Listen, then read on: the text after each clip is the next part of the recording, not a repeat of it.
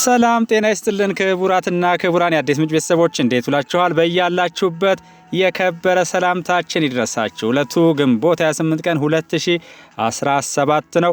አሁን የደረሱንን ሰበር መረጃዎችና የዕለቱን አበይ ዜናዎች ቀጥሎ እናቀርብላችኋለን።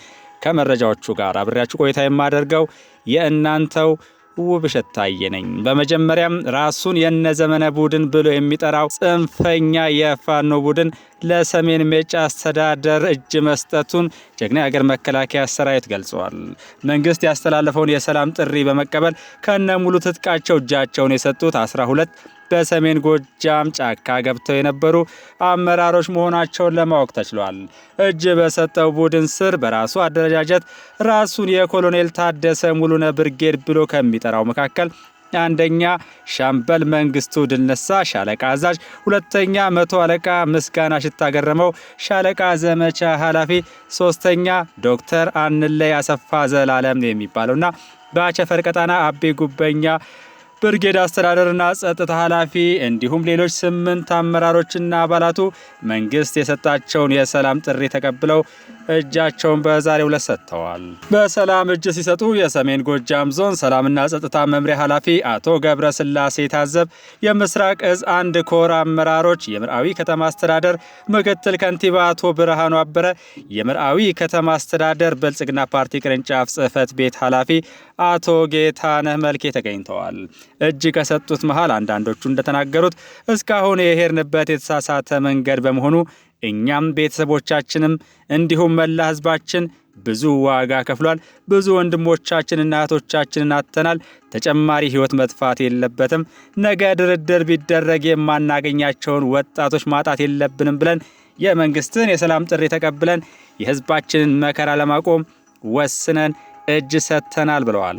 አሁንም በተሳሳተ መንገድ ላይ ያሉ ወንድሞቻችን የእኛን ፈለግ ተከትለው መንግስት የዘረጋውን የሰላም እጅ ሳይታጠፍ ህይወታቸውን ለቤተሰቦቻቸው እንዲያቆዩ ወንድማዊ ጥሪያችንን እናስተላልፋለንም ብለዋል። በተያያዘ ዜና በአዴት ዙሪያ በዴንሳ ባታና በአጊታ ቀበሌ የተሰማራው በምስራቅ እዝ ስር የሚገኝ አንድ ሬጅመንት በጽንፈኛ ቡድን ላይ በወሰደው ጠንካራ እርምጃ 10 የጠላት ኃይል ሲደመሰስ በርካታ መሳሪያዎችም ተማርከዋል። የዙ የሰራዊት አባላት በተሰማሩባቸው የግዳጅ ቀጠናዎች የሰላምን አማራጭ ባልተቀበሉ የጽንፈኛ ቡድን ላይ እግር በእግር እየተከታተሉ የመደምሰሱን ተግባር አጠናክረው ቀጥለዋል። ሰሞኑን በአዴት ዙሪያ በዴንሳ ባታና በአጊታ ቀበሌ ከጠላት ጋር የተደረገውን ኦፕሬሽን አስመልክተው የአንድ ሬጅመንት አዛዥ ሻለቃ ባሻ ፋንታውን አሰፋ እንደተናገሩት በነበረን ስምሪት ከገባበት ገብቶ በማሳደድ ጠንካራ ምት አሳርፈንበታል። በዚህ ዘመቻ 10 የጠላት ኃይል ሲደመሰስ 12 በማቁሰል የነፍስ ወከፍና የቡድን መሳሪያዎች በቁጥጥር ስር ውለዋል ብለዋል። በተሰለፍንበት የግዳጅ ቀጠና የአካባቢው ህብረተሰብ በሰላም ወጥቶ እንዲገባና ወደ መሰረተ ልማት የበለጠ ትኩረቱን አድርጎ እንዲሰራ የምናደርገውን የጠላት ኃይል ለይቶ የመደምሰስ ግዳጃችንን ከአካባቢው ህብረተሰብና የጸጥታ አካላት ጋር አቀናይተን እንቀጥላለንም ሲሉ ተናግረዋል። ከቡሬ ዙሪያ ኮሙኒኬሽን ያገኘነው ሰበር መረጃ ደግሞ መንግስት ያደረገውን የሰላም ጥሪ በመቀበል ታጥቀው የሚንቀሳቀሱ ኃይሎች የሰላም ጥሪውን በመቀበል አሁንም እየገቡ መሆኑን የሚያመለክት ነው። በምዕራብ ጎጃም ዞን ቡሬ ዙሪያ ወረዳ መንግስት ያቀረበውን የሰላም ጥሪ በመቀበል ከጽንፈኛ ኃይል ጋር በተለያዩ ደረጃዎች ሲሰሩ የቆዩ አባላት ናቸው እጃቸውን እየሰጡ ያሉት። በዛሬው ዕለት ማለትም ግንቦት 28 ቀን 2017 አጉማስ ሽመልስ ከስበር ሻለቃ ከወንበርማ ብርጌድ ከነ ሙሉ ትጥቁ ለወረዳ ጸጥታ ኃይል እጅ ሰጥቷል። በወረዳው እስካሁን 40 የሚሆኑ የጽንፈኛ አባላት በሰላማዊ መንገድ እጃቸውን ለመንግስት መስጠታቸውንም ከኮሙኒኬሽን ጽህፈት ቤቱ ያገኘነው ሰበር መረጃ አመልክቷል። በጀግና የሀገር መከላከያ ሰራዊት በክልሉ የጸጥታ አካላትና በማህበረሰቡ ትብብር የሚደረጉት ኦፕሬሽኖች እንደተካሄዱ ሆኖ ውይይቶችን መቀጠላቸውን የደረሱ መረጃዎች ያመለክታሉ። ከፍተኛ የስራ ኃላፊዎች ከደብረ ታቦር ከተማ አስተዳደር፣ ከደቡብ ጎንደር ዞን ፋርጣ ወረዳ ከተውጣጡ የሃይማኖት አባቶችና የሀገር ሽማግሌዎች ጋር በወቅታዊ የጸጥታና የልማት ስራዎች ዙሪያ ውይይት ያደረጉ ሲሆን ተጨማሪ ጥፋት እንዳይመጣ የሃይማኖት አባቶችና የሀገር ሽማግሌዎች ሰላምን መስበክ እንዳለባቸውም ተገልጿል። የአማራ ክልል ሚሊሻ ጽህፈት ቤት ኃላፊ የሆኑት አስቻል አላምሬ ሰላም ካለ ሁሉም ነገር አለ ብለዋል። እናንተ የሰላም ቀንዲል ናችሁ በማለትም የሃይማኖት አባቶችንና የሀገር ሽማግሌዎችን ገልጸዋቸዋል።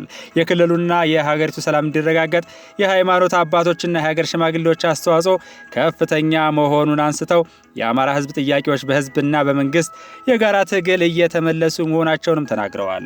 የህዝብ ጥያቄዎችን ለመፍታት እንደ ሀገራዊ የምክክር ኮሚሽን ተቋቁሞ የአጀንዳ ማሰባሰብ ስራ ሲሰራ የቆየ መሆኑን ገልጸው የአማራ ህዝብ የዘመናት ጥያቄዎችን ሰንዶ ማቅረቡንም አንስተዋል።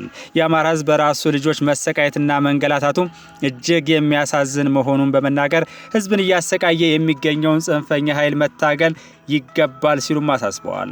ጽንፈኛው ኃይል ለሽምግልና እና ለእርቅ የሄዱ ሽማግሌዎችንና የሃይማኖት አባቶችን አንገላቶ መግደሉንም በቁጭት አስታውሰዋል። የልማት ስራ እንዲመጣ ከተፈለገ ዘላቂ ሰላምን ማረጋገጥም የግድ ነው ብለዋል። የሃይማኖት አባቶች ነፃ ሆነው ስለ እውነት እንዲመሰክሩና ለእውነት እንዲወግኑ ጠይቀዋል። በጫካ የሚገኙ ኃይሎችን ለሰላም እንዲገቡ እንዲመክሩም አሳስበዋል። ሰላምን የመረጡ ጀግኖች ናቸው፣ ሌሎችም ይህን አማራጭ እንዲከተሉ እንፈልጋለን ብለዋል። የአካባቢያቸውን ሰላምና ደህንነት በአንድነት እንዲጠብቁም አሳስበዋል። መንግስት በተደጋጋሚ የሰላም ጥሪ እያቀረበ መሆኑ የተናገሩት ኃላፊው አማራጫቸውን ጠመንጃ ባደረጉ ኃይሎች ላይ ግን ህግ እናስከብራለን፣ ተጨማሪ ጥፋት እንዳይመጣ የሃይማኖት አባቶችና የሀገር ሽማግሌዎች ሰላምን መስበክ አለባቸው ያሉ ሲሆን ህግና ስርዓት እያስከበረ ላለው የጸጥታ ኃይል ደግሞ ድጋፍ እንድታደርጉም እንጠይቃለን ብለዋል። የጸጥታ ኃይሉ መስዋዕትነት እየከፈለ ለሰላም መስፈን እየሰራ ሲሆን የአማራ ክልል ምክር ቤት ምክትል አፈ ጉባኤ አማረ ሰጤ አሁን ላለው ችግር ያጋለጠን የእሴት መሸርሸር ነው በማለት ገልጸዋል። አሁን ላይ ትልቅ የማይከበርበት ጊዜ ላይ ደርሰናል ያሉት ምክትል አፈ ጉባኤው የሃይማኖት አባቶችና የሀገር ሽማግሌዎች መዋረዳቸውን እንዲሁም በግፍ መረሸናቸውን በሐዘን ገልጸዋል። ትውልድን የሚቀርጹ መምህራንም ተገድለዋል ብለዋል። ከአማራ ህዝብ እሴት ባህልና ታሪክ ያፈነገጠ ተግባር የሚፈጽሙ ጽንፈኞችን መታገልም ይገባል ብለዋል። ጽንፈኛው በየመንገዱ ንጹሃንን እያገተ ገንዘብ እንደሚቀበልና ህዝብ መደበኛ ማህበራዊ እንቅስቃሴ እንዳያደርግ እያደረገ ይገኛል ብለዋል። አማራን እያሰቃዩ ለአማራ ታገላለሁ ማለት ውሸት ነው ያሉት አፈ ጉባኤው ይህን አካሄድ መታገል ይገባል ሲሉ አሳስበዋል። የልማት ስራዎችን የሚያስቆመውን ኃይል መገሰጽና መምከር ከሃይማኖት አባቶች እንደሚጠበቅም ተናግረዋል። በሚሊዮን የሚቆጠሩ ተማሪዎችን ከትምህርት ገበታ በማራቅ የህዝብ ጥያቄ እንደማይመለስ የገለጹ ሲሆን የሃይማኖት አባቶች እውነትን መስበክና ጥፋተኛውን በግልጽ መገሰጽ አለባችሁ ብለዋል። የአማራ ህዝብ ፍትሃዊ ጥያቄዎች አሉት ያሉት ምክትል አፈ ጉባኤው የፍትህ ጥያቄዎች የሚመለሱት ግን በህግና በስርዓት ነው ብለዋል።